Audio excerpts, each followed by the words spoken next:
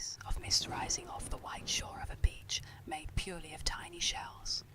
A trickster who would wake her up with a salty, fishy odour of a dock in her nose.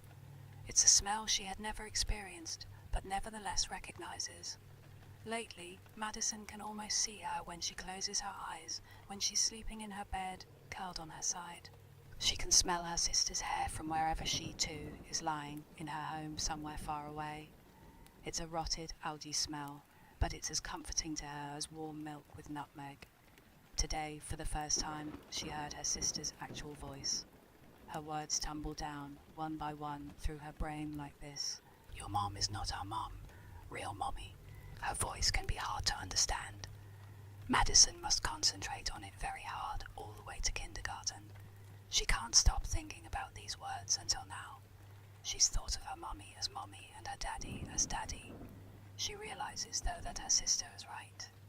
This isn't her real mommy, only a woman. The woman's husband is only a man. She wants to ask her sister where their real mommy is, if her sister is with her. She doesn't know how to talk back to the voice, though. Madison has always known that she was adopted. You weren't born from my belly, honey, but from the love in our hearts, and that makes you extra special. They have made her understand that she has a whole culture that doesn't belong to them, only to her. And they've bought her books of folk tales that are full of kids with faces like her own. She finds it strange, then, that they haven't told her about her sister. What are you thinking about? Though Maddie B., the woman asks Madison, looks to see her eyes watching her in the rearview mirror. My sister, she says she hasn't mentioned her before. You are. The woman says, her eyes crinkling for only a second before she forces them to look friendly again. Sister, you mean my sister, Aunt Julie? No, she says coldly, mine. She turns her face away and looks out her window.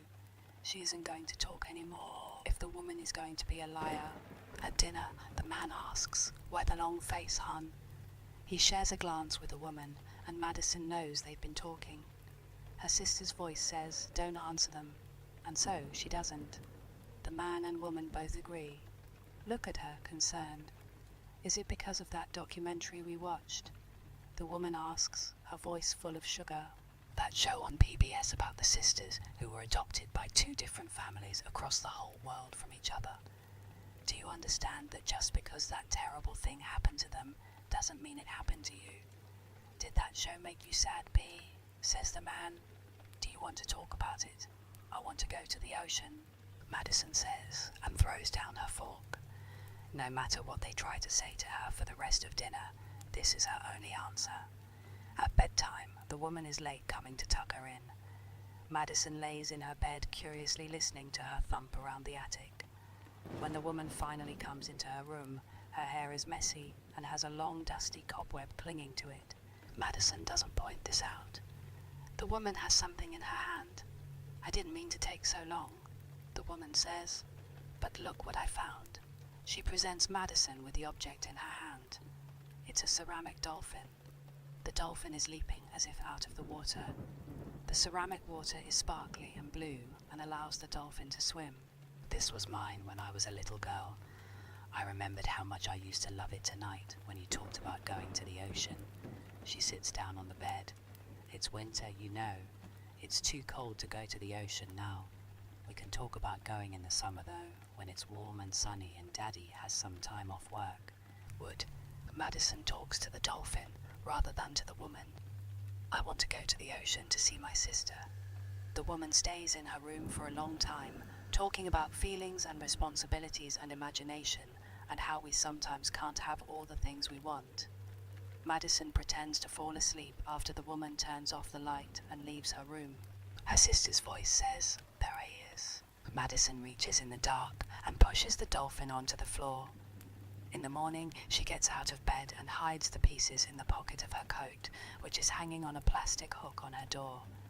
When she comes downstairs, the woman is sitting at the table, talking to someone on the phone.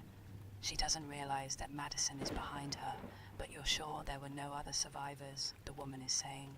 No siblings? The reason I ask, and I know this sounds crazy, but she's begun talking about having a sister. She loves to show just how crazy she feels saying it. And I was just thinking, twins can be unusual, right? they can have a connection. So if she's right and her sister survived, no, I see. Yes, I just thought it would be worth calling to confirm. Thank you for talking to me. You too. She puts her phone on the table and only then notices that Madison has been listening. The woman jumps up and runs to her, then crouches and hugs her tight. The woman is crying. She pets Madison's hair and tries to squeeze her tighter, but her little pink coat is too plushy for her to get close. She's saying, "Baby, baby, baby." Madison says nothing. On the way to school, her sister shows her angry pictures of a long, skinny boat. At night, packed with too many people. The boat is sinking, and the people are hurting each other in fear and panic. Some people have fallen over the side and are floating face down in the water. A woman is standing, trying to keep her baby safe. It's hard for her to stand with the way the boat is rocking. There's mist on the water.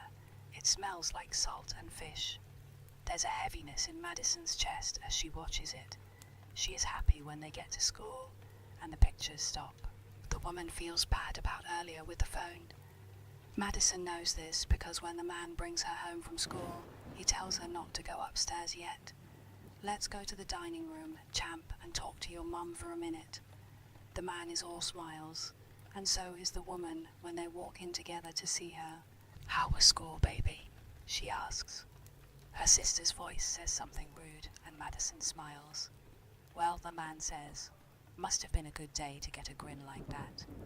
The woman kneels where Madison is standing and takes the girl's hands in her own. "Guess what, Maddie B? I talked to Grandma today about how you've been wanting to go to see the ocean and how bad I feel that we can't take you. She said that if we could let you stay home from school tomorrow, that she and Grandpa can take you for the weekend. Daddy and I discussed it, and we both think it's a wonderful idea. What do you think? You would leave tomorrow and come back Saturday afternoon?" The woman does a tada with her open mouth and raised eyebrows. Madison looks from her to her husband and then nods that yes, this will be acceptable. The old man and the old woman pick her up when it's still dark out. For a long time, Madison sleeps in her coat and gloves in her car seat. When she awakens, the old man is singing a song. The old woman notices that she's up and coos. "Did this old fool wake you up with his sea shanties, baby?" She slaps her husband's arm, and he responds with a fake pirate chuckle. They drive for hours. When they arrive at the ocean, Madison is upset to find that the beach is just plain sand. Her sister says, "This isn't real."